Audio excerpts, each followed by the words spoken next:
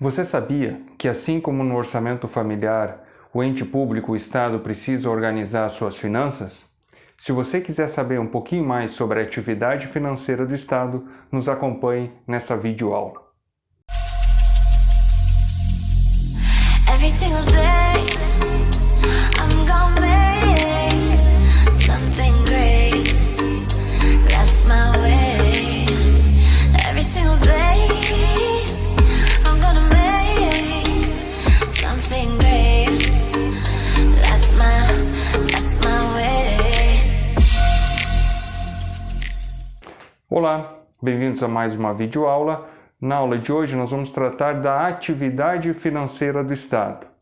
Assim como no orçamento familiar, o Estado precisa organizar a sua execução orçamentária, organizar suas finanças. A essa organização das finanças por parte do Estado se denomina de atividade financeira do Estado, ou também simplesmente de AF, Atividade Financeira do Estado.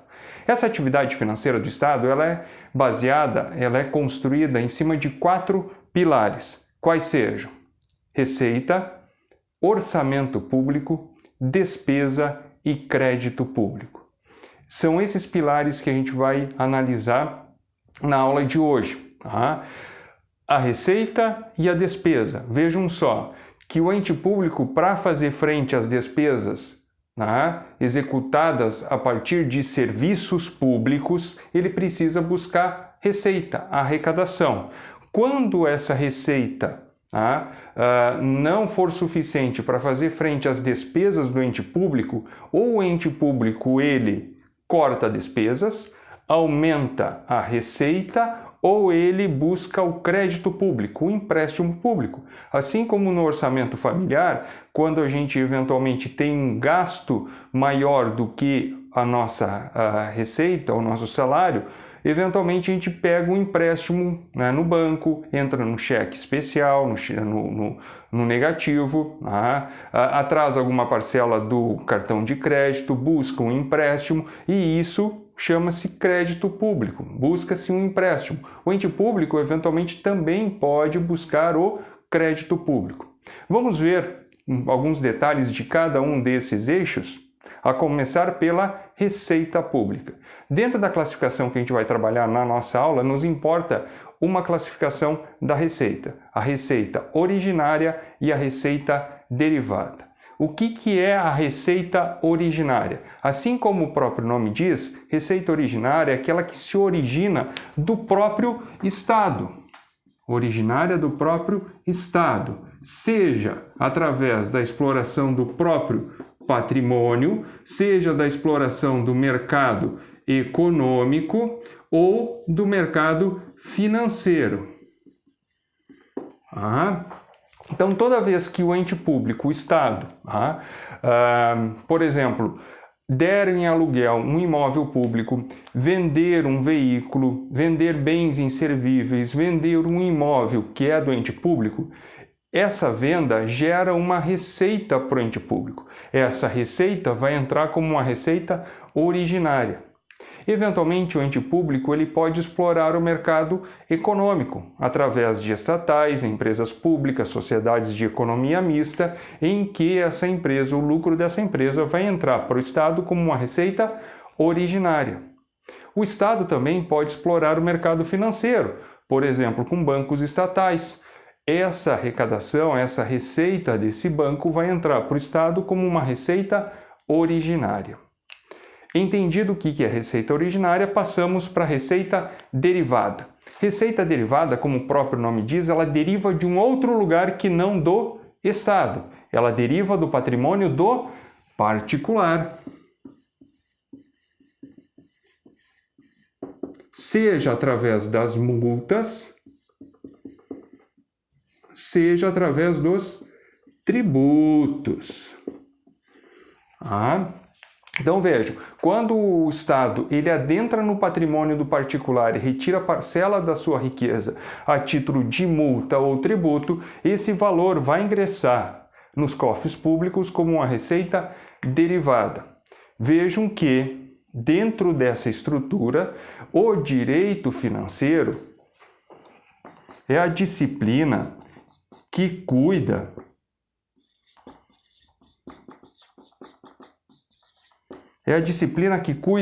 que tem como objeto o estudo desses 4 pilares: receita, orçamento, despesa e crédito público. Esse é o objeto de estudo do direito financeiro. Porém, o direito tributário ele vai ter como um objeto de estudo apenas uma parte de toda essa estrutura, ou seja, ela vai cuidar das receitas derivadas dos tributos. Esse aqui é o objeto de estudo do direito tributário.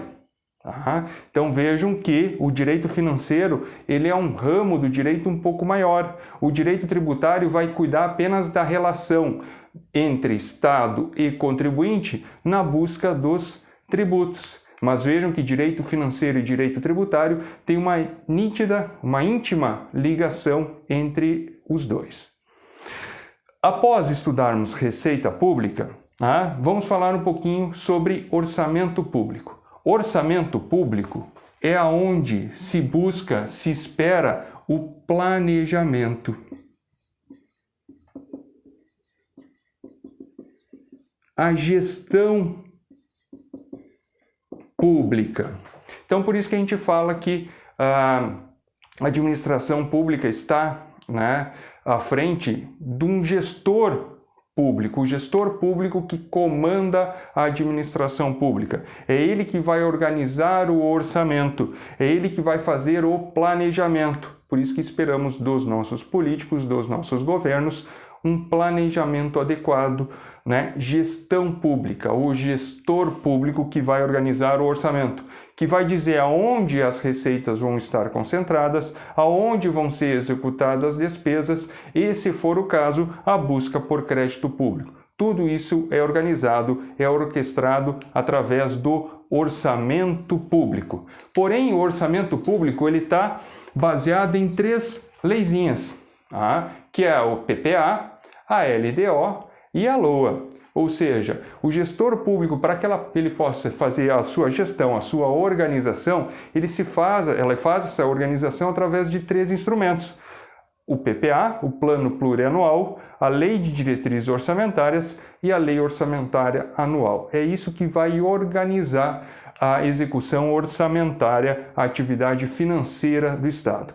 O estudo do PPA, da LDO e da LOA vai ficar para uma próxima videoaula. Já fica o convite para vocês para se inscreverem no nosso canal, que a gente com frequência vai estar postando videoaulas com temas do direito financeiro. Então, para que vocês recebam notificações, se inscrevam no canal e ativem as notificações lá no sininho, tá? Fica o convite. Depois de falarmos um pouquinho sobre o orçamento, a despesa pública.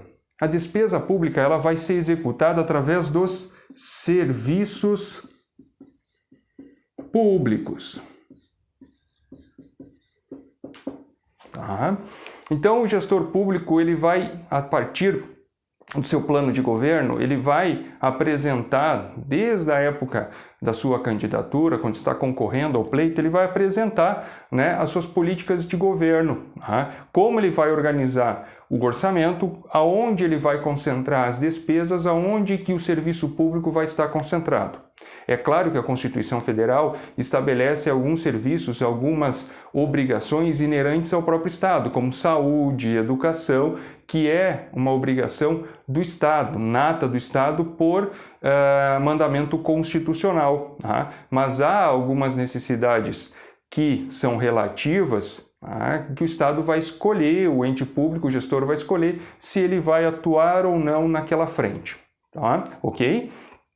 Então, dentro desse cenário, entre receita e despesa, quando houver um desequilíbrio, como já falado no início da aula, quando mencionado no início da aula, o ente público ele pode lançar mão do crédito público, que nada mais é do que a busca de financiamento, empréstimo junto a instituições financeiras, através das antecipações de receitas orçamentárias, as AROs.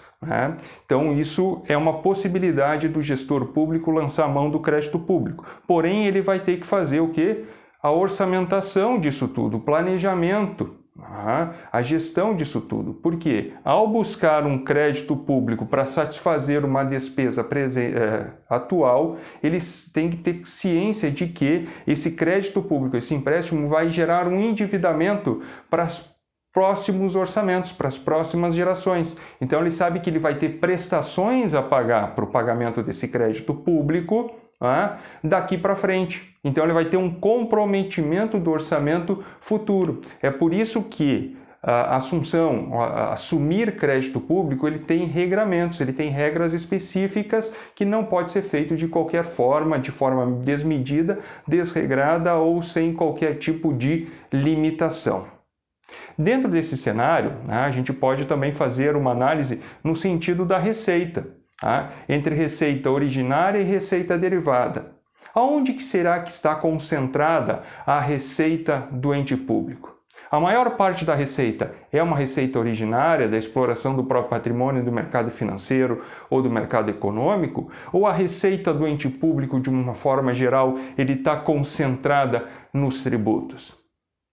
Por óbvio que a arrecadação do ente público ele está concentrado quase a sua totalidade na arrecadação das receitas derivadas dos tributos. É por isso que toda vez que o ente público assume mais despesas, ou ele vai ter que cortar outras despesas que ele julga desnecessárias, supérfluas, ou ele vai ter que buscar o quê? Uma maior receita. Então, toda vez que o ente público assume um papel de uma maior atuação, assumindo maiores responsabilidades, ele vai ter que buscar o quê? Mais receita para fazer frente a essas despesas.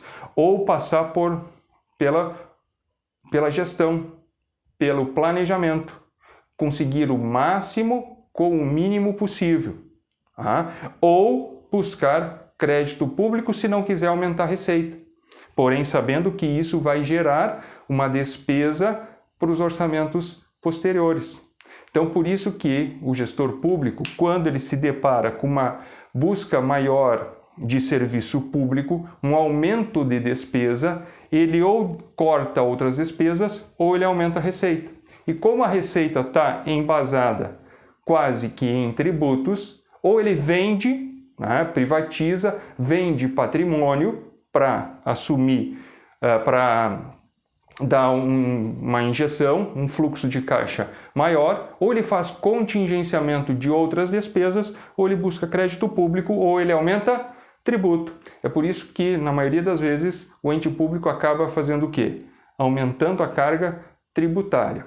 E aí o gestor público ele vai decidir quais são os setores da sociedade que vão arcar com esse aumento de tributo.